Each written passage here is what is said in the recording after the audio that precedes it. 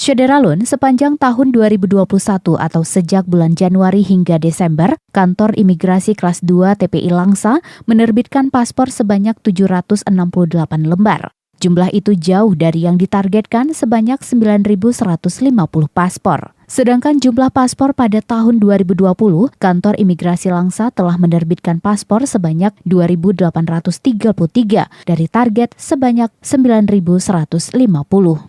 Hal itu disampaikan Kepala Kantor Imigrasi Langsa, Darori, didampingi Kasubag TU Yusrita Irwani, Kasih Lalin Talkim Teku Teguh Abdi, Kasih Inteldakim Teku Adelian Muda, dan Kasih Tikim Jaka Perkasa Soekarno pada press release akhir tahun 2021 pada Rabu 5 Januari 2022. Menurut Darori, penerbitan paspor pada tahun 2021 jika dibandingkan dengan penerbitan paspor pada tahun 2020 mengalami penurunan sebesar 78,24%. Hal ini disebabkan oleh rendahnya trafik internasional yang disebabkan oleh pandemi COVID-19, sehingga pemerintah memberikan perlindungan untuk sementara dengan memberikan pembatasan keluar masuk wilayah Indonesia kepada warga negara Indonesia maupun warga negara asing.